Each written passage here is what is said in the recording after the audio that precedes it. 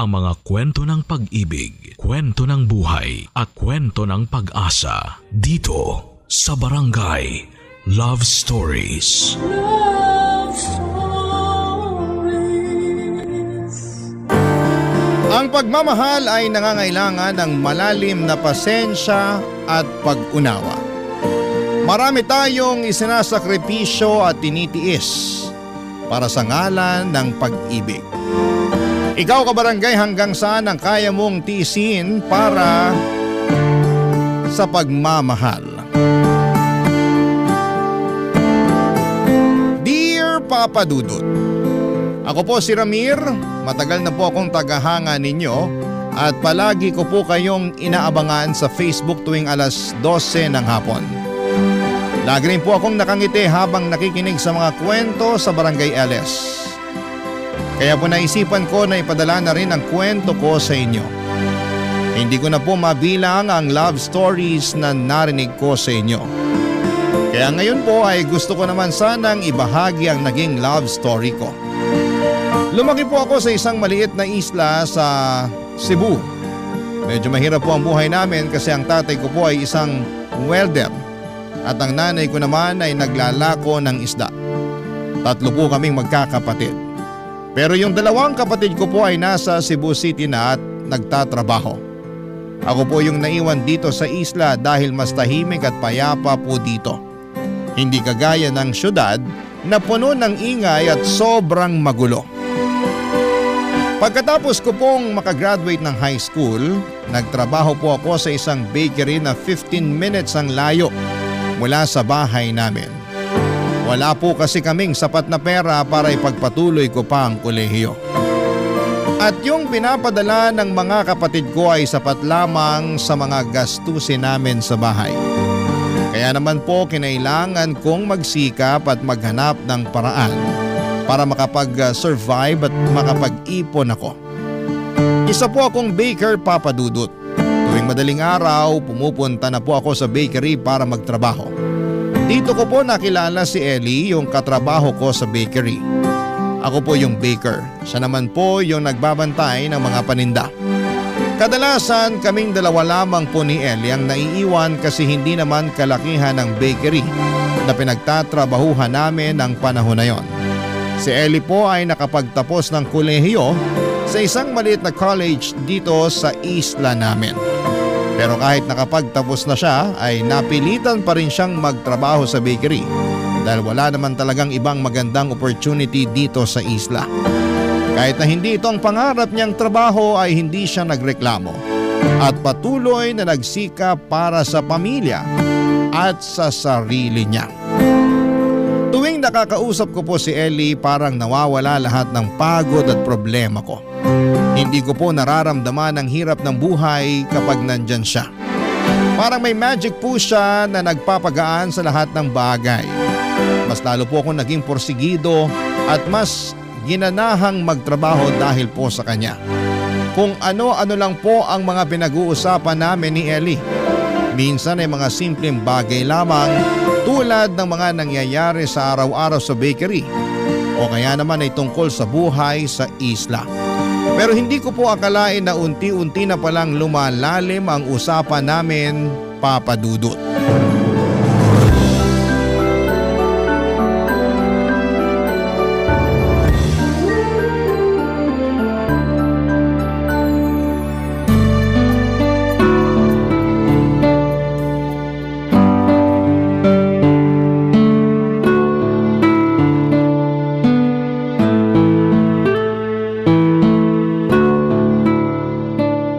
Ellie, buti naman at napaaga ang dating mo ngayon. Kanina pa kasi ako nababagot dito eh. Wala man lang ako makausap. Paano ba naman hindi mapapaagang dating ko dito? Rinding-rindi na ako sa boses ni na Mama at Papa. Ha? Bakit? Ano nangyari? Ito kasi sina Mama at Papa Nagre-reklamo sila kasi hindi raw sapat yung perang iniaabot ko sa kanila. Yang Mama at Papa mo talaga? Kung alam lang sana nila ang hirap na dinadanas mo para lang makapag-abot ka ng pera sa kanila. Hindi kaya madali yung halos ilang oras ka nagbabantay dito sa bakery? Wala akong magagawa Sila rin naman ang dahilan kung bakit ako nakapagtapos ng kolehiyo. Siguro, Mag-overtime na lang ako para mas malaking may abot ko na pera sa kanila. Pero wag na wag mong kalimutan ang sarili mo ha. Hindi masama kung sarili mo naman ang isipin mo paminsan-minsan. Thank you sa concern ha. Mabuti na lang talaga't nandito ka. Kasi kung wala ka, siguro matagal na ako nasiraan ng bait eh. Feeling ko kahit mabaliw ka pa maganda ka pa rin. Loko-loko ka talaga. Nga pala Ellie, may gusto sana akong sabihin sa'yo. Bakit? Ano yun? Alam mo naman siguro na mag-iisang taon na simula nung magtrabaho tayo dito sa bakery, di ba? Ha? Oo. Tungkol saan ba to ha? Tapos tuwing may problema ka, palagi naman ako nakikinig. Palagi naman ako nandito para sa'yo, di ba? Alam mo, naguguluhan na ako sa'yo. Kailangan mo na yata magpahingi. Pagod lang yan, Ramir. Paano ba naman kasi halos 4 hours ka lang yata natutulog sa isang araw kasi daig mo pa yung kalabaw sa sipag mo magtrabaho. Siguro kulang nga ako sa tulog, pero nasa tamang wisyo pa rin naman ako, no? Alam mo, humahaba lang ang usapan na to eh. Magsalita ka na kasi. Ano ba yun ha? Eto na, maglalakas loob na ako na sabihin sa'yo to. Diretsuhin mo na kasi ako. Gusto sana kitang ligawan. Ano? Alam mo, sa totoo lang, nanginginayang ako sa bawat araw na lumilipas na hindi ko nasasabi sa iyo ang tunay kong nararamdaman. Kaya ako naglalakas loob na sabihin sa iyo to kasi ayoko nang mag-aksaya ng panahon. Ramir, ganun din naman ang nararamdaman ko para sa iyo eh. Seryoso ka? Oo, hindi ka naman kasi mahirap mahalin. Mabait ka at marunong ka makinig. Pero kasi… Kasi ano? Alam mo naman na umaasa ang mga magulang ko sa akin, 'di ba? Hindi na nga ako maganda ugaga sa pagtatrabaho para lang makapag-abot ako ng pera sa kanila. Hindi naman sa nagrereklamo ako pero kasi malaki ang utang na loob ko sa mga magulang ko at gusto kong ituon ang lahat ng atensyon ko sa kanila. Gaya nga ng sinabi ko sa iyo kanina, hindi rin naman masama kung iisipin mo ang sarili mo paminsan-minsan. At isa pa, pwede ka pa rin naman tumulong sa kanila kahit tayo na. Anong tayo? Hindi ka pa nga nanliligaw eh. Hindi pa, kasi hindi ka pa naman pumapayag eh. Ay naku, ang kulit mo. Sige na nga. Ha? Oo na nga. Pumapayag na ako na ligawan mo ko. Sa wakas! Thank you, Ellie! Hindi mo pagsisisihan to. May magagawa pa ba ako? Iisa lang naman tayo ng pinagtatrabahuhan eh. Sigurado ako na araw-araw mo rin naman akong kukulitin. Kaya ayan na, pumapayag na ako. Okay ka na? Masaya ka na? Sobra! Hindi mo alam kung gaano ako kasaya ngayon. Nga pala, sasamahan na kita mag-overtime mamaya. Ha? Bakit naman? Masama ba na gusto ko itang samahan? Ay nako, mapapagod ka lang. Tingnan mo nga yung eye bags mo, ang lalim-lalim na. Ano ka ba? Wag mo na akong isipin. Huwag kang mag-alala kasi ibibigay ko sa iyo ang perang kikitain ko sa pag-overtime. Nang sa ganun, mas malaki ang maibigay mo sa mga magulang mo. Sobrang saya ko po noong araw na yon nang pinayagan ako ni Ellie na ligawan siya. Ilang buwan lang ang lumipas at sinagot na rin niya ako sa wakas, Papa Dudut. Sobra-sobra ang pagmamahal ko kay Ellie noon. Kasi tuwing day off ko, imbes na matulog ay pinapasyal ko pa siya sa buong isla para mapasaya siya. Ang saya-saya ko talaga noon at sigurado naman akong ganon din siya sa akin. Pero nagkaroon po ng problema sa relasyon namin nang ipinakilala na ako ni Ellie sa pamilya niya. Malaki ang pamilya ni Ellie, nandyan ang nanay, tatay, 3 kapatid niya, mga anak ng mga kapatid niya. Siguro'y aabutin tayo ng umaga kung iisa-isahin ko pa. Wala naman po akong problema sa laki ng pamilya ni Ellie. Kasi sanay naman tayo sa ganitong tradisyon bilang mga Pilipino. Pero nagkaroon po ako ng problema nang napansin kong hindi ako gusto ng pamilya niya. Palagi nagpaparinig ang mga magulang ni Ellie na wala raw mapapala si Ellie sa akin. Kasi isa lang daw akong baker sa isang maliit na bakery. Hindi pa ako nakapagtapos ng high school at sobrang salat daw ng kinalakhan kong pamilya. Kahit po si Ellie mismo ay hindi nakaligtas sa mga masasakit na salita ng mga magulang niya. Na-witness ko po mismo kung paano siya pagsalitaan ng mga ito.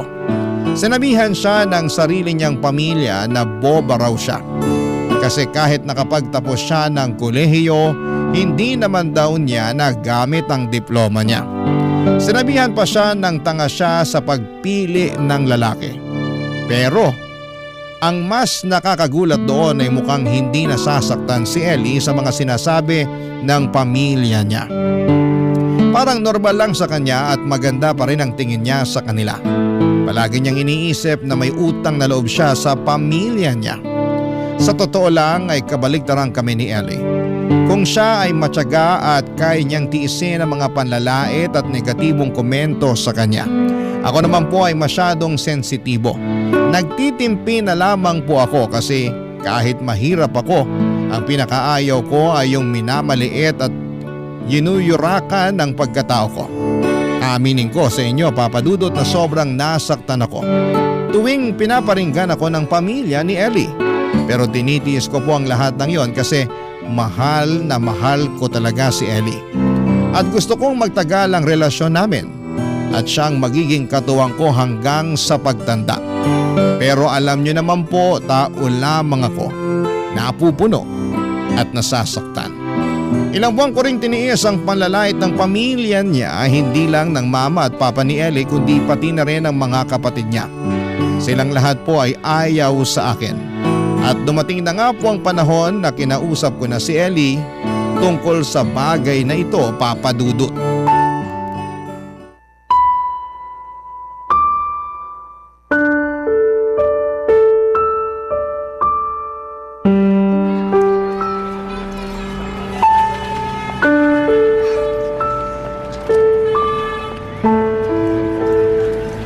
Mahal, ba't nakasimangot ka dyan? Ayusin mo naman mukha mo, mahal. Baka mawalan tayo ng customer dito sa bakery. Sige ka. Sorry talaga, mahal. Hanggang ngayon, hindi pa rin kasi nawawala sa isip ko yung sinabi ng mga magulang mo eh.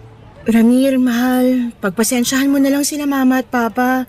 Sigurado naman ako na hindi nila sinasadya yun eh. Anong hindi sinasadya? Paulit-ulit na nga nila akong pinaparinggan na wala raw ako naabot sa buhay. At hindi raw tayo bagay sa isa't isa. Kasi hindi ako nakapagtapos ng pag-aaral habang ikaw college graduate. Sobra ako naliliit sa sarili ko tuwing naririnig ko yung mga pinagsasasabi nila tungkol sa akin. Ikaw talaga, palampasin mo na lang. Alam mo naman ng mga matatanda, 'di ba? Paminsan-minsan walang filter yung mga pinagsasasabi nila. Pero sigurado naman ako na matatanggap ka rin nila. Isang malaking suntok sa buwan yan. Ay, nga pala mahal, may gusto sana pala akong sabihin sa'yo. Bakit? Ano yun? Napagtanto ko kasi na siguro mas makakabuti kung sa syudad na tayo magtatrabaho. Ano? Tigil-tigilan mo nga ako, Ramir. Biglaan naman yata yan. Hindi. Pakinggan mo kasi muna ako, mahal. Isipin mo ang tagal na natin nagtatrabaho dito sa bakery. Pero ni minsan hindi nadadagdagan ang sahod natin.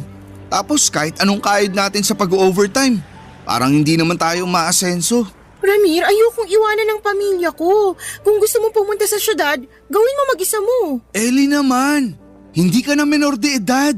Pwede ka pa rin naman tumulong sa pamilya mo kahit nasa syudad tayo Pero iba pa rin yung nakikita ko sila araw-araw. Sandali nga lang, nagkakaganito ka ba dahil sa mga sinasabi ng mga magulang ko sa'yo? Sobrang sensitive mo naman yata. Magpakalalaki ka nga. Aaminin ko, oo. Nasasaktan ako tuwing naririnig ko yung mga pinagsasasabi ng mga magulang mo tungkol sa akin. Pero Ellie, hindi kasi ganun yun eh. Hindi na tayo bumabata. At gusto ko na rin makapag-ipon ng maayos at bumuo ng sarili nating pamilya. Naiintindihan mo naman kung saan ako nanggagaling, di ba? Pero Ramir, kailangan ko pang bumawi sa mga magulang ko. Hindi ko pa sila nasusuklian sa lahat ng ginawa nila para sa akin eh. Hindi ko nga alam kung bakit nanghihingi pa ng pera yung mga magulang mo. Sapat naman na yung natatanggap nila na ayuda buwan-buwan. Pero kung ang pagtulong sa kanila ang magpapasaya sa'yo, hindi na kita pipigilan. Pwede mo naman silang tulungan habang nagtatrabaho tayo sa syudad, di ba? Sige na nga, pag-iisipan ko. Pero saan naman tayo maghahanap ng mauupahan? May pera ba tayo? Saan tayo magtatrabaho? Sobrang hassle, Ramir. Ang dami-dami na naman kailangang ayusin. Napag-isipan ko na yan, mahal. Nasa syudad yung dalawa kong kapatid. Yung isa nagtatrabaho bilang staff sa isang hotel. Tapos yung isa naman nagtatrabaho sa convenience store. Sigurado ako matutulungan nila tayo. Pwede ko silang tawagan anytime. Ramir naman eh. Oh, ako na nga ang bahala, di ba?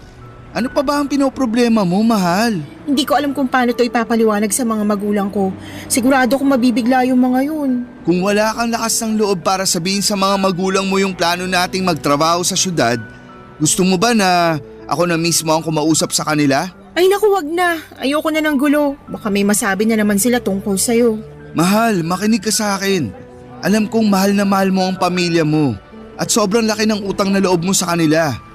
Pero mahal, hindi naman kasi pwede na habang buhay ka na lang na nasa poder nila.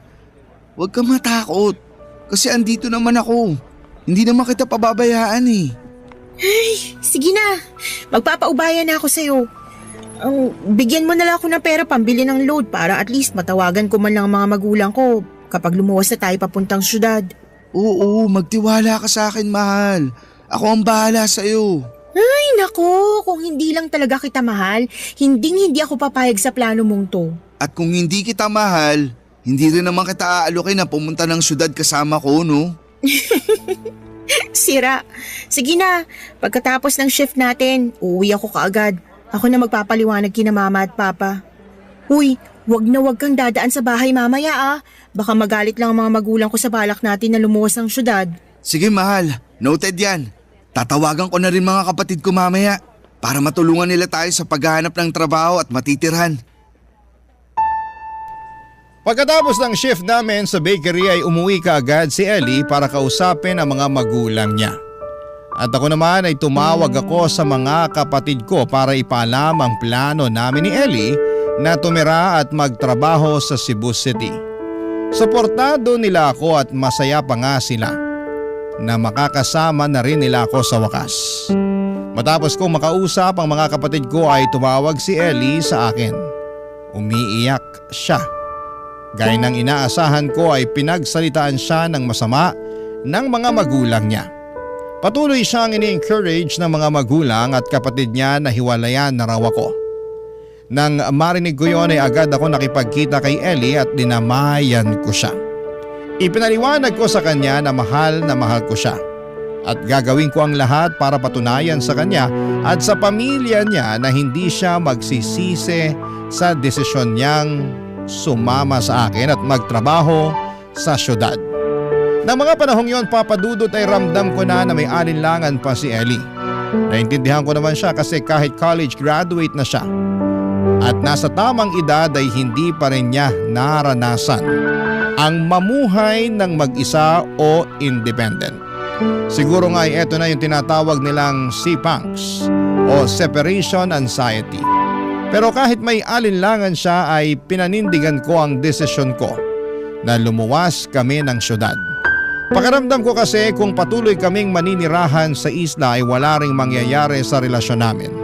Maliit lang ang sahod namin, walang magandang opportunity sa isla at araw-araw siyang sinusulsula ng mga magulang niya na hiwalayan na ako. Ewan ko po ba, Papa Dudut. Siguro nga talaga kapag mahirap ka, ganito ang tingin ng mga tao sa'yo. Lagi kang minamaliit.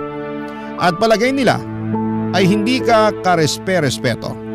Sigurado naman akong nakita ng mga magulang ni Ellie na mahal ko ang anak nila at ginugol ko ang lahat ng oras ko para makuha ang loob nila. Pero kahit na anong gawin ko ay hindi nagbago ang tingin nila sa akin dahil salat ako sa buhay. Pagkatapos nga ng 2 linggo ay tuluyan na naming iniwan ni Ellie ang trabaho namin sa bakery. Lumuwas kami papunta ng Cebu City at doon kami tumira sa maliit na kwarto na inuupahan ng mga kapatid ko. Para kaming mga sardinas na nagsisiksikan doon.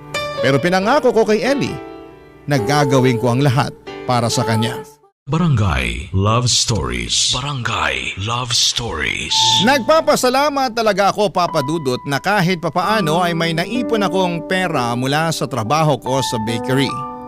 Yung pera na yon ang ginamit namin para makatawid sa araw-araw habang naghahanap kami ng trabaho ni Ellie sa syudad. Wala rin namang ipon si Ellie kasi halos lahat ng pera niya ay napupunta sa mga magulang niya. Minsan, ito rin yung nagiging sanhi ng mga away namin. Sana po ay hindi ako ma-misunderstand ng mga kabarangay natin. Lilinawin ko lang po na hindi masama ang tumulong sa mga magulang, lalo na kung bukal sa puso mo. Pero hindi rin masama na isipin mo ang sarili mo ng paminsan-minsan. Dumating po yung time na kokonti na lamang ang natitira sa ipon ko at madalas ay sabaw na lamang ang inuulam namin ni Ellie para lamang makatawid sa gutom. Nagpapasalamat ako sa mga kapatid ko kasi kahit papaano ay tumutulong sila sa amin. Lalo na kapag nakikita nilang talagang walang-wala na kami ni Ellie. Pero hindi ko rin po kayang umasa lamang sa mga kapatid ko. Kasi hindi naman kalakihan ang kinikita nila sa hotel at convenience store. Sobrang saya ko po na pagkatapos ng ilang linggo, natanggap ako sa hotel kung saan nagtatrabaho ang kapatid ko. Si Ellie naman ay naghahanap ng trabaho sa Facebook at kalaunan natanggap siya bilang teller sa isang pawn shop. Mas malaki po ang kinikita namin sa syudad kumpara sa trabaho namin sa bakery sa isla. Pero ang problema, malaki din ang cost of living dito. Pero kahit papaano, at least sa syudad, may naitatabi akong ipon. Lalo na kung mag-overtime ako. Hindi katulad sa bakery na kahit mag-overtime pa ako ng ilang oras ay hindi sapat yung kinikita ko para makapag-ipon. Kahit na hindi kami buhay mayaman ni Ellie ay naging maayos at tahimik naman ang buhay namin. Si Ellie ay patuloy na nakapagpapadala sa mga magulang niya. At kami ni Ellie ay unti-unti na ring nakakapag-ipon.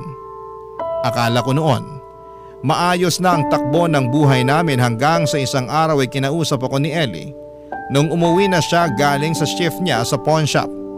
At doon niya inilabas lahat ng saloobin niya sa akin, Papa Dudut.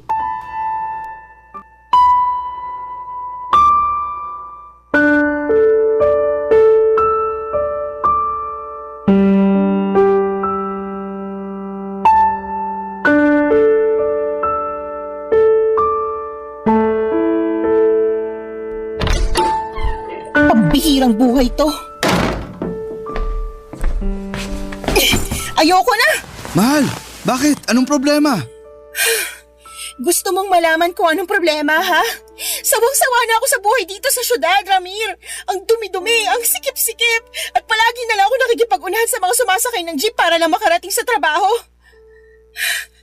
At isa pa, wala man lang akong malapitan dito kasi yung pamilya at mga kaibigan ko nasa isla lahat. Nade-depress na ako rito. Gusto ko na umuwi sa pamilya ko. Mahal naman, kumalma ka. Hinaan mo ang boses mo. Baka maabutan ka ng mga kapatid ko. Ilang oras na lang at uuwi na ang mga yun. Wala akong pakialam. Isa pa tong buwisit na boarding house na to eh. Ilang buwan na tayo natutulog sa banig dito sa Sayaga. At isa pa ang init-init dito. Wala na tayong pinagkaiba sa mga pulubi at homeless na nakikita natin sa tabi ng kalsada. Kung iisipin mo na mabuti, baka nga mas komportable pa sila eh. Mahal, luminahon ka. Diba sinabi ko naman sa'yo na pansamantala lang to? Huwag kang mag-alala. Nag-iipon na ako para makahanap ako ng room for rent na good for two. Naiintindihan ko na nahihirapan ka. Pero maniwala ka, mahal. Mas mapapalagay ka na kapag nakakuha na tayo ng sariling kwarto natin. College graduate ako pero bakit ganito? Sabihin mo nang ambisyosa ako pero buwisit na buhay to. Mas mataas pang pangarap ko kaysa dito ah. Sandali lang, Ellie. Hindi naman kita pinapabayaan ah. At isa pa, maayos naman tayo nakakapag-ipon dito sa syudad. Kung tutuusin, mas maayos na nga ang sitwasyon natin dito kumpara nung nasa isla pa tayo. At least dun sa isla kasama kong pamilya ko. Kahit hindi kami ganun kayaman, may sarili akong kama. Hindi ako namumuhay doon na parang sardinas na kailangan makipagsiksikan. Nakakapag-ipon na ako dito pero hindi naman kalakihan ng naitatabi kong pera. So anong gusto mo? Gusto mong bumalik ng isla? Ha? Ganun ba? Oo, ganun na nga. Sa totoo lang, kasalanan mo to eh. Nalayo mo ako sa pamilya ko at pinapunta-punta mo ako dito sa syudad para magdusa ng kasama mo. Ang sakit mo naman magsalita. Konting panahon at pasensya lang naman ang hinihingi ko sa'yo ah. Hindi ko naman sinasabi na ganito ang magiging buhay natin habang buhay. Mahal, konting panahon pa, please. Ramir naman kasi, nasa stress na ako rito. Hindi para sa akin ang buhay dito sa Cebu, ang gulo-gulo. Gusto ko nang bumalik sa isla. Gusto ko na makasama ang pamilya ko. Mahal, I'm sorry. Pero hanggang kailan ka magpapaalila sa mga magulang mo, ha? Maayos ang kalagayan ng mga magulang mo. Nakakatanggap sila ng ayuda at tinutulungan din sila ng mga kapatid mo. Isipin mo din naman ang sarili mo. Hindi mo kasi ako naiintindihan, Ramir eh. Malaki ang utang na loob ko sa mga magulang ko kasi napagtapos nila ako ng kolehiyo at malamang hindi mo maiintindihan yon kahit ilang beses ko pang ipaliwanag sa'yo kasi hindi ka naman nakapagtapos eh. Wala kang pinagkaiba sa mga magulang mo. Minamaliit mo rin pala ako. Siguro nga hindi ako katulad mo na nakapagtapos ng college. Pero lumalaban ako ng patas sa buhay kahit di ako nakapagtapos. Ginagawa ko ang lahat para magkaroon tayo ng maginhawang buhay. Maginhawang buhay? Nagpapatawa ka ba, ha, Ramir? Mas lalo lang ako nasasakal sa buhay na to. Kayod ka nga ng kayod pero wala namang nangyayari. Sigurado ako na kapag lumipat tayo ng boarding house, mauubos na naman ang inipon natin. At least dun sa isla, hindi man kalakihan ang sinasahod ko. Pero wala akong binabayaran na upa at kuryente at nakakapagbigay pa rin ako ng pera sa mga magulang ko. Magtira ka naman ng konting pride para sa sarili mo. Kaya ka inaabuso ng mga magulang mo eh. Kasi nagpapaabuso ka. Manindigan ka naman. Ang kapal na mukha mo. Wag na wag mong pagsasalitaan ng ganyan ng mga magulang ko. Totoo naman ah. Matagal ko nang kinikim-kim to pero sa tingin ko oras na rin para sabihin ko sa'yo. Akala mo ba na hindi ko napapansin na ginagawa kang pensyon ng mga magulang mo? Hindi lang ikaw, kundi kayo magkakapatid. Wala silang pakialam kung nahihirapan kayo. Pinipilit kayo ng mga magulang nyo na magbigay ng pera kahit wala naman silang problema sa pera. Ang kapal naman talaga ng mukha mo para sabihin sa akin yan. Hindi naman ako nanghihingi ng pera sa'yo para makapagpadala ng pera sa kanila. At isa pa, gusto mo bang malaman kung bakit ako nagpapadala sa kanila, ha? Kung bakit halos konti na lang yung natitira sa sahod ko tuwing nag-aabot ako ng pera sa mga magulang ko? Kasi ayokong isipin nila na mali yung desisyon ko na sumama sa'yo dito sa Cebu. Ellie, wala tayong tinatapakan tao. Namumuhay tayo ng marangal. Mahal, please, huwag ka namang sumuko. Sorry sa mga sinabi ko. Pero mahal, ilaban na natin to. Andito na to eh. Nandito na tayo. Please. Ewan ko, Ramir. Hindi ko na alam. Gulong-gulo na ako. Ayoko na makipag-away sa'yo. Patong-patong ng mga iniisip ko. Konting-konti na lang at mababaliw na ako. Mahal, I'm sorry kung napagtasan kita ng boses. At sorry rin sa mga nasabi ko. Nadala lang talaga ako ng galit. Alam ko na hindi madali ang sitwasyon natin ngayon. Pero ang sinasabi ko lang naman, sana pagkatiwalaan mo ko. Konting tiwala lang. Yun lang, mahal. Nasistress lang din ako kasi araw-araw akong tinatawagan ng mga magulang ko. Gusto na nila tayong paghiwalayin, Ramir. Mahal, hindi naman kasi pwede na tatakbo ka na lang sa kanila parati tuwing namomroblema ka. Matuto kang ipaglaban ang sarili mo. Panindigan na natin to, mahal. Makakaahon din tayo. Pangako ko sa'yo yan. Sige, yan na muna ang pangahawakan ko para man lang makalimutan ko ang hirap ng buhay dito sa syudad. I love you, mahal. Ipangako mo sa akin na hindi mo ako hihiwalayan, ha? Oo na, pangako yan. Kaya mahal na mahal kita eh. Mag-relax ka na muna dyan. Paplansyahin ko na yung uniform mo para bukas at magsasaing na rin ako para makakain na tayo. Mabuti na lamang at kahit papaano ay kumalma si Ellie noong araw na yon bago pa man makauwi ang mga kapatid ko galing sa trabaho nila. Nakakahiya naman kasi at ayoko ring makita nila na nag-aaway kami ni Ellie. Masyado pong naging harsh yung pag-uusap namin na yon, Papa Dudut. Kahit na hindi ako mayaman at perpektong boyfriend, ginagawa ko naman ang lahat para magkaroon kami ng magandang kinabukasan ni Ellie. Hindi naman sa nanunumbat ako. Pero sana lang ay may kaunting appreciation at acknowledgement naman sa mga ginagawa ko araw-araw. Pakiramdam ko kasi ng mga panahong yon. Inis na inis si Ellie sa sitwasyon namin at parang nagpatong-patong na kasi ang mga problema niya. Yung panunulsol ng mga magulang niya na hiwalayan ako at yung hirap ng buhay sa syudad. Kaya lagi Lagi kong pinapaalala kay Ellie na may na-achieve naman kami kahit papaano. Yung perang na itatabi namin sa pag-overtime ay malaking bagay na yon. Pinapaalala ko yon sa kanya para at least maalala niya na balang araw ay magbubunga din ang lahat ng paghihirap at pagsusumikap namin sa syudad. May isa pa po akong aaminin, Papa Dudut. Nalulungkot po ako tuwing naririnig ko si Ellie na kausap ang mga magulang niya sa cellphone. Kasi ni minsan ay hindi ko siya narinig na ipinagtanggol niya ako sa kanila. Hindi ko man naririnig yung mga sinasabi ng mga magulang niya, pero sa reaksyon ni Ellie, alam ko na patuloy pa rin akong pinagsasalitaan ng masama ng mga ito. Araw-araw kong ipinagdarasal sa Diyos na sana balang araw ay marinig ko si Ellie na pinagtatanggol ako sa mga magulang niya. Pero siguro nga kahit sobrang dependent ka sa mga magulang mo, mahirap ding lumaban. Sinabi ko na po ito kanina at sasabihin ko po ulit. Walang masama sa pagtulong sa mga magulang, lalo na kung bukal ito sa puso mo. Pero iba kasi ang mga magulang ni Ellie. Palagi nilang tinatanong kung kailan siya sasahod. Tapos humihingi sila ng specific amount na pag-alaman ko rin mismo kay Ellie na ganito rin ang ginagawa ng mga magulang niya sa mga kapatid niya. Kung tutuusin nga, masalat pa kami sa buhay kumpara sa pamilya ni Ellie.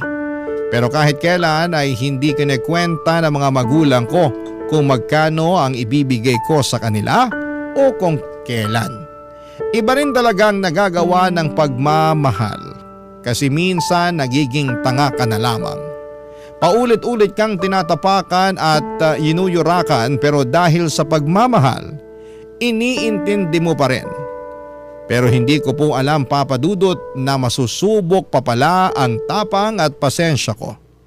Isang araw ay narinig ko si Ellie na kausap ang mga magulang niya habang nagluluto ako. Base sa pag-uusap nila, may kilala daw na foreigner yung mga magulang at kapatid ni Ellie. At gusto nila itong ipakasal kay Ellie. Sobra akong nabigla at nanlumo sa mga narinig kong usapan na yon. Kaya naman minabuti kong kausapin si Ellie pagkatapos niyang makipag-usap sa mga magulang niya, Papa Dudut.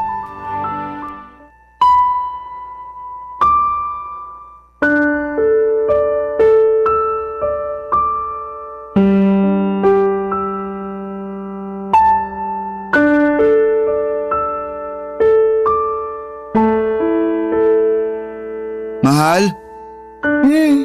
Bakit mahal? Ano yon? Kumain ka na, mahal. Nagluto nga pala ako ng tinola para sa'yo. Thank you, mahal. Oh, mahal. Ba't ganyan ka makatitig sa akin? Mukhang malalim yung iniisip mo ah. Ha? Wala to, mahal. Okay lang ako. Kumain ka lang dyan. Hindi ka okay eh. Tignan mo nga yung mukha mo sa salamin. Mukha kang nakakita ng multo. Sige na, sabihin mo na sa akin. I'm sorry, mahal. Narinig ko kasi yung pag-uusap niyo ng mama mo. Ano ba yan, Ramir? Wala na ba talaga akong privacy sa bahay na to? Mahal, sorry na. Hindi ko naman sinasadya eh. Paano ba naman kasi? Ang liit-liit at ang sikip-sikip din naman kasi ng bahay na to. Sobrang nipis pa ng mga pader, nakakainis. Huwag ka na magalit, mahal. Mahal, tatapatin na kita ha. Totoo ba yung narinig ko kanina? Na gusto kang ipakasal ng mga magulang mo sa isang foreigner? Dapat hindi mo na narinig yun eh. Pero wala na akong magagawa, narinig mo na eh. Natatandaan mo ba yung bar sa isla na pinagtatrabahuhan ng ate ko? Oo, bakit? May nakilala kasing foreigner yung ate ko doon mismo sa bar na pinagtatrabahuhan niya. Pinakita ni ate yung mga pictures ko sa Facebook. Gusto raw makipagkita ng foreigner sa akin. So ano? Babalik ka ng isla at makikipagkita ka talaga sa foreigner na yun? Ramir, kasi... Bakit hindi ka makasagot? Pinag-iisipan mo pa talaga ang inaalok sa'yo ng mga magulang mo, ha? Gusto ko na kasing makasama ang pamilya ko, Ramir. Miss na miss ko na sila at sobrang nababurnout na ako dito. Hirap na ako dito, Ramir eh. Hindi ito ang klaseng buhay na gusto ko para sa sarili ko. E di mag-file ka ng leave. O di kaya bumisita ka sa isla kapag day off mo. Hindi naman kita pinipigilan Pero hindi sapat yun, Ramir. Ganun pa rin naman yun eh. Bibisita ako sa kanila ng panandalian tapos pagbalik ko dito, makakaramdam na naman ako ng sobrang lungkot at separation anxiety. Anong gusto mong sabihin Diretsuhin mo na ako. Pinag-iisipan ko na ng mabuti yung pinag-usapan namin ni Mama. Yung alin? Yung makikipagkita? Makikipagmabutihan at kinalaunan magpapakasal ka sa foreigner na yon? Pambihirang buhay to. Minsan hindi mo nga ako naisipang pakasalan. Tapos ngayon malalaman ko na willing ka magpakasal sa banyagang hindi mo pa nga nakikita o nakikilala? Ramir, aminin na kasi natin. Mas lalo lang tayong mababaon sa hirap kung magpapakasal pa tayo. Kaya mo pinag-iisipan na magpakasal sa foreigner na yun? Ibang klase ka rin naman. Hindi pa nga kayo nagkikita ng foreigner na yun pero planado nyo na lahat ang gagawin nyo. Ayoko na makipag-away. Alam ng mga magulang ko kung anong mas makakabuti para sa akin. Hindi ka na bata, Ellie. Alam mo kung ano ang tama sa mali. Manindigan ka naman. Ano? Pag sinabi sa'yo ng mga magulang mo na tumalong ka sa tulay, tatalong ka rin ba? Ramir, di ba pumunta tayo ng syudad para mas magkaroon tayo ng maginhawang buhay? Pero bakit ganun? Bakit parang wala namang nangyayari sa atin? Ellie, hindi tayo nag-iisa. Maraming tao dyan na patuloy na nakikipagsapalaran dito. Pero hindi ibig sabihin nun na wala tayong mararating sa buhay. Ilang beses mo nang sinabi sa akin yan. Puro ka pangako, wala namang nangyayari. Ellie, mahal. Huwag mo akong iwan, please. Kung yung perang pinapadala mo sa mga magulang mo yung inaalala mo, pinapangako ko sa'yo na hindi na ako kukontra. Wala ka nang maririnig sa akin na kahit anong masama tungkol sa mga magulang mo. At magdodoble kahit na rin ako para may pandagdag ka sa ibibigay mong pera sa kanila. Kaya kong gawin ang lahat ng yon. Basta wag mo lang akong iwanan. Parang awa mo na. Lulod ako sa harapan mo kung kinakailangan. Please, Ellie. Maawa ka naman sa akin. Hindi mo kailangan gawin yan. Ano ba? Oo, alam ko na hindi ko kayang tapatan yung pera at luho na kayang ibigay ng foreigner na yon. Pero isa lang ang mapapangako ko sa iyo. Kayang-kaya kitang mahalin at paalagaan hanggang sa huling hininga ko. At hindi ko pa rin nakakalimutan ang pangako ko sa iyo na giginawa rin ang buhay natin balang araw. Konting panahon at pasensya pa, please.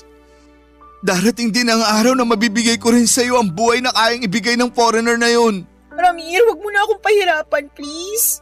Hirap na ako sa buhay natin dito. Ayoko na. Miss ko ng pamilya ko at sawang-sawa na ako sa buhay na kahit isang tuka. Ellie, gagawin ko ang lahat para sa iyo. Kung gusto mong huminto sa pagtatrabaho, papahig na ako. Ako na mismo ang bubuhay sa iyo. Basta wag ka lang sumama sa foreigner na yon. Maawa ka naman sa akin. Kung kinakailangan kong pagurin ang katawan ko sa kakatrabaho para lang mabuhay kita, gagawin ko. Hindi mo na kailangan gawin yan, Ramir. Pinapalaya na kita. Ang bigat po ng pakiramdam ko ng araw na yon, Papa Dudut. Si Ellie ang dahilan kung bakit ako lumuwas ng syudad. Si Ellie ang dahilan kung bakit parati akong nagsusumikap sa trabaho. Pero hindi ko akalain na siya rin pala ang magiging dahilan ng matinding depresyon na nararamdaman ko. Harap-harapan at walang pagdadalawang isip ay sinabi sa akin ni Ellie na babalik na siya ng isla 1 linggo pagkatapos niyang sabihin na pinapalaya na niya ako. Gustong gusto kong magwala ng mga panahong yon. Gustong gusto kong sumigaw pero pinigilan ko na lamang kasi ayokong matakot siya sa akin. Siguro ay may mga pagkakataong napagtataasan ko siya ng boses. Lalo na kung may pinag-aawayan kami. Pero hindi ako sumisigaw o naninira ng gamit. Unti-unti ay nag-iba ang buhay ko, palagi na akong umiiyak ng patago. Nawawala ng ganang kumain. Natutulog buong araw tuwing day off kahit walang laman ang sikmura ko. At tuwing weekdays naman ay nagpapakapagod ako sa trabaho. Nag-overtime para makalimutan ang sakit na nararamdaman ko. Nang mga panahong yon, Papa Dudut, ay magkasama kami ni Ellie sa kwarto pero hindi kami nag-uusap. Kahit na hindi ko siya kinakausap, Yung mga alaala namin na magkasama at nagmamahalan ay patuloy na tumatakbo sa utak ko. Napansin din ng mga kapatid ko yung ilangan namin ni Ellie. Kaya tinangka nilang kausapin at damayan ako. Pero wala akong sinabi sa kanila. Sinolo ko na lamang ang lahat ng mga problema ang kinakaharap ko sa relasyon namin. Nang mga panahong yon, talagang hinahangad ko na sana naging mayaman na lang ako na parang yung foreigner para hindi na ako iiwanan ni Ellie. At kahit ngayon habang sinusulat ko po ito ay napapaisip pa rin ako na may mga magulang palang kayang gawin ang lahat para lamang magkapera. Barangay Love Stories. Barangay Love Stories. Kung pangungutya at maanghang na salita lang galing sa mga magulang ni Ellie ay kaya ko pang tiisin at baliwalain. Pero yung ginawa nilang panunulsol kay Ellie, yon ang pinakabastos at pinakamasagwa nilang ginawa sa akin. Pero hindi ko naman pwedeng isisi lahat sa mga magulang at pamilya ni Ellie kasi si Ellie rin naman ang nag-decide na iwanan ako at sundin ang mga magulang niya na ikasal siya sa isang banyaga. Alam nyo, Papa Dudut, hanggang ngayon ay hindi ko pa rin maintindihan kung bakit may mga magulang na hindi kayang maging masaya para sa mga anak nila kapag nagiging independent na sila. Hindi naman naging pabigat si Ellie sa bahay nila. Siya nga ang laging tumutulong sa kanila. Tapos ganon na lamang ang galit nila noong nalaman nilang luluwas kami ni Ellie sa Cebu City. Masakit mang pakinggan. Pero ito ang pinakamasaklap na katotohanan. Dalawa lang ang dahilan kung bakit galit na galit yung mga magulang ni Ellie. Una ay ayaw nila ng lalaking tulad ko na lumaki sa hirap. At pangalawa ay natatakot sila na baka hindi na sila sustentuhan ni Ellie kapag bumukod ito sa kanila. Dito ko rin na-realize na hindi pala biro ang magbuo ng pamilya. Dapat physically, emotionally at financially ready ka. Kasi kung hindi, baka mag-rely ka na lamang sa mga anak mo paglaki nila. At yun pala ang nagiging sanhi ng mga hindi pagkakaintindihan. Bilang mga magulang, sana'y sapat na sa atin ang makita ang mga anak natin na independent, masaya at kayang tumayo sa sarili nilang mga paa. Anyway, dumating na nga po ang araw na kinakatakutan ko. Ang araw na aalis na si Ellie sa boarding house para bumalik na ng isla. Yung araw na matagal ko nang iniiwasan. Pero dumating na rin. Sobrang sakit, Papa Dudut. Kasi kahit na pinapalaya na niya ako ay nandyan pa rin yung pagmamahal ko sa kanya. At hindi ko basta-basta maiiwasan yon. Sa kabila ng lahat ng mga nangyari, yung nararamdaman ko sa kanya ay hindi ko kayang tanggalin. At sa araw na yon, bago siya umalis, nag-usap pa kami ni Ellie. Saglit lamang yung usapan namin na yon. Sa totoo lang ay nagdalawang isip pa ako kung kakausapin ko pa si Ellie. Pero nilakasan ko ang loob ko at ako na mismo ang unang kumausap sa kanya, Papa Dudut.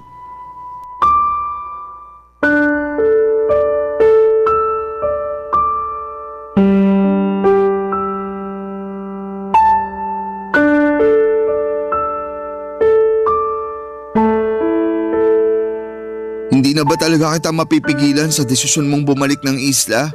I'm sorry, Ramir, pero buo na ang desisyon ko. Ellie, tapatin mo nga ako. Minahal mo ba talaga ako? Oo, Ramir. Minahal kita. At mahal pa rin kita. Pero ang hirap lang kasi. San ka nahihirapan? Baka pwede pa natin pag-usapan to. Ellie, alam kong ilang araw na tayong hindi nag-uusap. Pero aaminin ko sa'yo na mahal pa rin kita. At ang dahilan kung bakit hindi ako umiimik nitong mga nakaraang araw, dahil sobra ako nasasaktan sa desisyon mong makipag-iwalay sa akin. Ramir, magkaiba kasi tayo ng priority sa buhay. Nasasakal na ako sa ganitong klaseng buhay. Ellie, may pakiusap sana ako sa'yo. Ano yun? Baka pwede mo munang ipagpaliban yung pag-alis mo. Kahit isang araw lang. Gusto ko lang ng time para magkaroon tayo ng closure. Gusto ko ng konting panahon pa na kasama ka. Para man lang maramdaman ko na totoo ang naging pagmamahalan natin. Ramir, mas lalo lang natin pinapahirapan ng isa't isa sa gusto mong mangyari. Ellie, sige na naman, please. Awang-awa na ako sa sarili ko. Sobrang tuliro ko na nitong mga nakaraang araw. Gulong-gulo na ang isip ko sa nangyayari sa ating dalawa. Hindi ko nga alam kung makaka-move on pa ako. Pagbigyan mo na ako. Parang awa mo na. I'm sorry, Ramir, pero sinabi ko na sa pamilya ko na mamayang gabi na ang dating ko. Naihanda ko na rin lahat ng gamit ko. Sorry talaga pero hindi na kita mapagbibigyan pa. Wala na ba ako pwedeng gawin para baguhin ang isip mo? Buo na ang desisyon ko, Ramir. Kung ganun, may isang hiling na lang ako. Ano? Sana alagaan mo ang sarili mo. Ramir. I'm sorry kung hindi ko kaagad natupad yung pinapangako ko sa iyo. I'm sorry kung hindi kita nabigyan ng maginhawang buhay. And I'm sorry kung hindi mo sa akin naramdaman ang pagmamahal na matagal mo nang hinahanap. Ramir, tama na yan. Masipag ka at maunawain. Sigurado kung makakahanap ka rin ng babaeng para sa'yo. Deserve mo ng taong mamahalin ka ng buong buo. Bakit? Hindi mo ba ako minahal ng buo? Hindi sa ganon, Ramir. Ang hirap lang kasi tanggapin na kahit anong sakripisyo ko, hindi kita kayang mapasaya. Gustong gusto kitang ipaglaban, Ellie. Maniwala ka. Pero kahit anong pilit ko, mukhang buo na nga ang desisyon mo. Wala na ba talaga tayong pag-asa? Hindi na ba tayo pwedeng magsimula ulit? Ramir, tatapatin na kita. May ibang lalaki nang naghihintay sa akin at hinahanda ko na rin ang sarili ko para makilala ko siya. Hindi ko na kaya magpanggap na okay lang ako sa relasyon natin because I want more. I want to be more. At alam ko na ito rin na magpapasaya sa pamilya ko. Mahal kita, Ramir, pero mas mahal kong pamilya ko eh. I'm sorry, Ellie. Pero nasasaktan pa rin ako. Ang sakit-sakit lang kasi.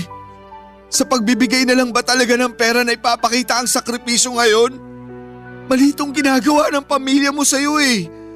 Bakit ba kasi hindi mo ako magawang ipaglaban? Ikinakaya mo ba ako dahil ganito lang ako? Mali itong gagawin mo eh. Maling-mali. Nagbabalak ka magpakasal sa isang foreigner nang dahil lang sa pera niya. So anong tamang desisyon, ha? Yung manatili ako sa piling mo hanggang sa manginig ang mga katawan natin dahil sa gutom? May mga bagay na hindi kayang tumbasan ng pera. Ayan! Yan mismong dahilan kung bakit gustong-gusto ko nang tapusin ang relasyon na to. Buong buhay mo, Ramir, lumaki at sanay ka sa hirap. Kung gusto mo magtampisaw sa putek, bahala ka. Hindi kita pipigilan. Pero wag na wag mo kung hilahin pababa kasama mo. Sobra ka naman magsalita. Nakakasakit ka na. Eh bakit? Hindi ba totoo naman? Oo, lumaki ako sa hirap pero minsan hindi ako nag-enjoy sa ganong klaseng buhay. Lumaki ako may ambisyon at pangarap sa buhay, Ramir. Hindi tulad mo na wala nang ginawa kundi ang yakapin ang buhay na punong-puno ng pagtitiis, paghihirap at pagdudusa. Ayoko na. Ha? Anong ayaw mo na? Ano ibig mo sabihin, ha? Ayoko nang ipagpilitan pa ang sarili ko sa taong hindi naman ako pinapahalagahan. At least pagkatapos ng araw na to, masasabi ko sa sarili ko na ginawa ko ang lahat para ipaglabang ka at may salba ko ang relasyon na to. Tapos na tayo, Ellie. Umalis ka na kung gusto mo. Ayoko na makipagdiskusyon pa sa'yo. Walang iya ka! Talagang aalis na ako! Hindi ako makapaniwala na pinagtiisan at sinayang kong panahon at oras ko sa lalaking hindi man na nakagraduate ng college. Hinding-hindi na ako papayag na hilahin mo pa ako pababa na kasama mo. Kung gusto mong mabulok sa dugyot na boarding house na to, bahala ka sa buhay mo. Nasagad po ang pasensya ko noong araw na yon, Papa Dudut. Hindi ko akalain na maririnig ko ang mga salitang yon galing sa isang babae na minahal ko ng buong buhay ko. Kung hindi niya po ako kayang tratuhin na boyfriend, sana naman ay tratuhin niya ako na parang tao. Sobra po akong nagulat, nalungkot at nanghinayang kasi pakiramdam ko talaga ay nadala na si Ellie sa mga sulsol na mga magulang niya. Kaya ganon na lamang kung bastusin niya ako.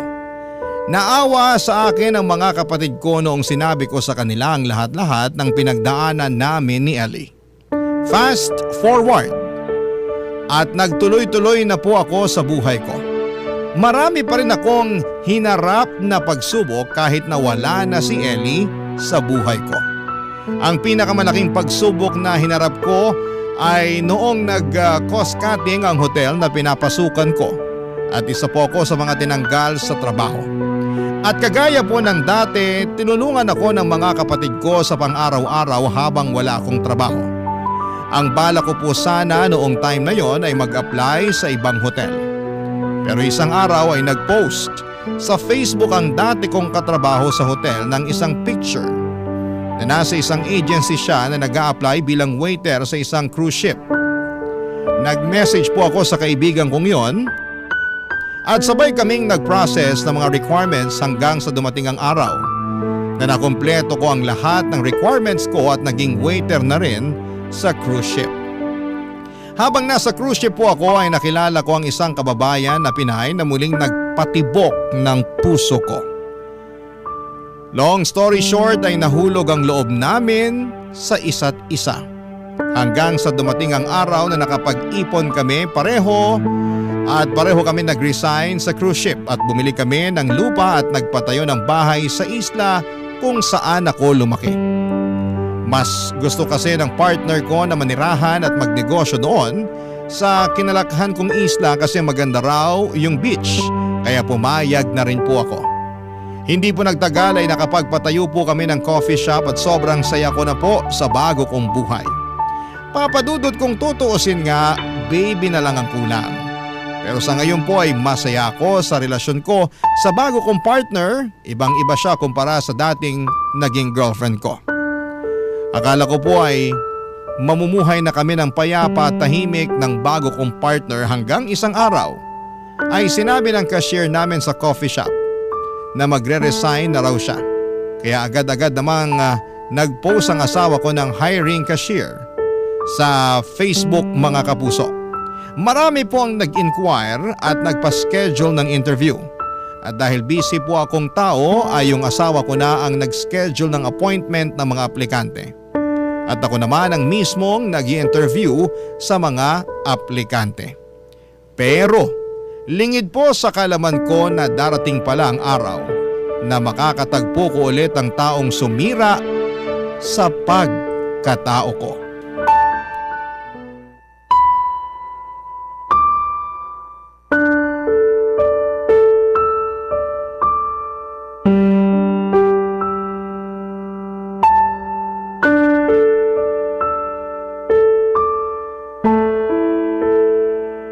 Ano ba naman tong aplikante na to? 30 minutes nang late ah. Salamat, nakarating na rin. Pasok! Bukas yan! Hello po, good morning. Ellie? Opo sir, ako nga po. Sandali lang po. Mukha po kayong pamilyar sa akin ah. Titigan mo ako ng mabuti para malaman mo ang sagot dyan sa tanong mo. Ramir? Walang niya. Ikaw na ba yan? Halos hindi kita makilala. Kumusta ka na? Ang laki na ng pinagbago mo ah. Siguro nga. Halika, maupo ka. Sandali lang. Ikaw bang may-ari ng coffee shop na to? Oo, sa amin to ng partner ko. Anyway, kumusta ka na? Bakit ka nga pala nag-a-apply bilang cashier? Don't Don't worry, it's nothing personal. Part lang to ng mga tanong ko para sa job interview. Yung mga tinatanong ko sa'yo, tinatanong ko rin sa ibang aplikante. Kaya wag mo sanang masamain. Going back, bakit ka nga pala nag-a-apply as cashier? Ang totoo kasi niyan, Sir Ramir, dahil wala po akong trabaho ngayon at kailangan ko ng hanap buhay kasi sa akin nakaasa ang pamilya ko eh. I see. May experience ka na ba sa pagiging kahera? Ang totoo niyan, sir, wala po. At matagal-tagal na rin nung huli akong nagkatrabaho. Ano yung last working experience mo? Teller po sa isang pawn shop, sir. Anong year yon? Seryoso? Nagbibiro ka ba? Hindi mo talaga naaalala? Mukha ba ako nagbibiro? 7 years ago po. 7 years since your last job. Matagal-tagal na rin. Paano mo ipapaliwanag yung gap na yon? Anong ginawa mo sa 7 years na wala kang trabaho? Utang na loob, Ramir! Job interview pa ba to? Pambihira, pinagtitripan mo lang yata ako eh. Ano to? Inuusisa mong buhay ko dahil gusto mong ipamukha sa akin na may narating ka na? Diretsuhin mo na ako. Hindi yung ganito na dinadaan-daan mo pa sa job interview yung hinaing mo. Huminahon ka. Natural lang sa mga job interviewers na tanungin ang mga aplikante nila tungkol sa employment gap. Kalokohan! Nagpapalasot ka pa eh. Ang sabihin mo, pinepersonal mo ko. Subukan mo mag-apply sa ibang kumpanya. Tapos, tsaka mo sabihin sa akin na nagsisinungaling ako. Gusto mong malaman ng totoo? Gusto mong malaman kung ano nangyari sa akin pagkatapos natin maghiwalay? Sige, sasabihin ko sa iyo ng harapan. Kumalma ka, please. Sinasaktan ako ng foreigner na nakatuluyan ko. Kaya ako naghahanap ng trabaho ngayon kasi walang-wala na ako at ako na lang ang inaasahan ng pamilya ko. Ano? Masaya ka na? Sa wakas, narinig mo na rin ang gusto mong marinig. Okay na ba sa iyo yun, ha? Wala akong sinabi na kwentuhan mo ako ng life story mo. At hindi ako interesado, miss. Sa pagkakaalala ko, puro work-related questions yung mga tinatanong ko sa'yo. Kalokohan, Ramir. Isang malaking kalokohan yan. Pagpasok ko pa lang sa kwartong to, nararamdaman ko nang nanlalamig ka sa akin. Nararamdaman ko yung galit at inis mo sa akin na pilit mong itinatago. Magpakatotoo ka na lang, Ramir. Pinapahirapan mo lang ang sarili mo eh. Miss, sa ating dalawa mukhang ikaw ang nahihirapan. Kailangan mo ata ng anger management therapy. Kasi kung palagi kang ganyan, trust me, mamamatay sa gutom ang pamilya mo. Kasi walang kumpanya na tatanggap sa'yo. Ang sabihin mo, masaya ka. Masaya ka kasi isang business owner ka na habang ako nandito sa harapan mo nagmamakaawa na mabigyan mo ng trabaho. Tuwang-tuwa kang makita na nayuyura ka ng pride ko dahil sa ginawa ko sa'yo noon. Miss, kahit umiyak ka pa ng dugo dyan, hindi kita tatanggapin. Eh di lumabas din ang totoo.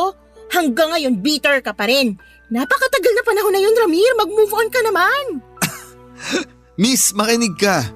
Ipapaliwanag ko sa'yo ng maayos para maintindihan mo.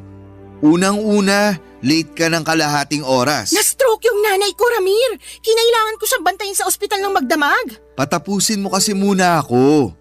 Oo, naiintindihan ko na kadalasan may valid reason tayo kung bakit tayo nalilate. Pero ganito kasi yun eh. Pagpasok mo sa kwartong to, wala man lang ako narinig ni isang sorry na galing sa'yo. Ni hindi ka nga humingi ng dispensa eh. Which only goes to prove na wala kang pagpapahalaga sa oras ng tao. Mahalaga sa akin na palaging on time yung mga employees ko. And unfortunately, hindi ko nakita sa'yo yun. Sinong niloloko mo? Kahit hindi ako na-late, sigurado kung hindi mo pa rin ako tatanggapin ng dahil sa nakaraan natin. Well, kung ganyan palagi ang pag-uugali mo, kahit sinong employer, hindi magkakamaling tanggapin ka. Sige na miss, umalis ka na at marami pang aplikante ang naghihintay sa labas. Ramir, please! May college diploma ka naman, di ba? I'm sure makakahanap ka rin ng trabaho. Just not in my coffee shop. Sige na miss, makakaalis ka na.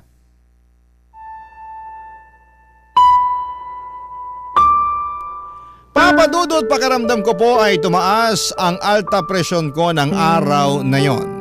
Sa totoo lang ay talagang nanumbalik lahat ng sakit na dulot sa akin ni Ellie noon. Mga alaala na mga pagsubok at pasakit na iniwasan ko na. Pero kahit na ganoon ay sinubukan ko pa ring magpaka-professional at magpigil subalit hindi pa rin nawala yung tensyon at minasama ni Ellie ang mga sinabi ko sa kanya. Hanggang dumating kami sa punto na nagkainitan na kami. Nang gabing yun ay kinausap ko ang partner ko at ikinuwento ang lahat ng nangyari sa amin ni Ellie. Hindi po siya nagselos. Hindi siya nagalit at sa halip ay natawa pa siya. Natawa siya dahil hindi na niya namalayan na yung aplikante na binook niya para sa job interview sa coffee shop namin ay ang ex ko pala. Ganyan ang partner ko, palagi niyang pinapagaan ang mga bagay-bagay. At yun ang isa sa mga dahilan kung bakit mas tumatag ang aming relasyon. Lumipas sa mga buwan at unti-unting nakabuo kami ng maganda at masayahing team sa coffee shop namin ng partner ko. Isa sa mga empleyado ko ay kapitbahay pala ni Ellie. Noong nalaman ng empleyado ko na ex ko si Ellie, agad niyang ikinuwento sa akin na pinadeport daw ni Ellie ang kinakasama niyang foreigner kasi matagal na pala siyang sinasaktan. at inaabuso nito. Talaga pong nakakalungkot marinig yon, Papa Dudut. Pero ang mas nakakalungkot pa, imbes na mag-alala yung pamilya ni Ellie sa naging kalagayan niya, ay mas nanghinayang pa daw sila. Kasi yung foreigner ang nagbibigay ng malaking pera kay Ellie. Nakakalungkot man po ang pinagdaanan ni Ellie, ngunit sa huli ay pinili ko na lamang na burahin siya sa mga alaala ko. Masakit mang pakinggan pero kailangan talaga, Papa Dudut. Kailangan mong bitawan ang mga masayang bagay sa buhay mo upang magkaroon ng espasyo para sa mas magagandang bagay. Ngayon po ay mas magaan na ang buhay ko, kasama ko ang partner ko at magpapakasal na kami next year. Isa pa ay may plano kaming magbukas ng mas maraming branches ng coffee shop namin dito sa isla. Hindi ko na po sasabihin ang pangalan ng islang tinitirhan namin o ng coffee shop namin, pero sigurado po ako na magpapapicture kami ng misis ko kapag napadaan kayo dito, Papa Dudut. Dito ko na po tatapusin ang aking kwento. Maraming salamat po sa pagbibigay sa akin ng opportunity para maibahagi sa inyo ang isang kabanata ng buhay ko. Ang inyong kapuso at kabarangay forever, Ramir. Barangay Love Stories. Barangay Love Stories. Napakasakit na nangyari kay letter sender. Pero buti sa uli, naging maayos pa rin ang buhay niya. Anong say mo sa Barangay Love Stories na ito? Pagkwentuhan natin sa comment section yan. Nagustuhan ng iyong napakinggan? Ituloy yan via live stream sa www.gmanetwork.com/radio. Barangay LS 97.1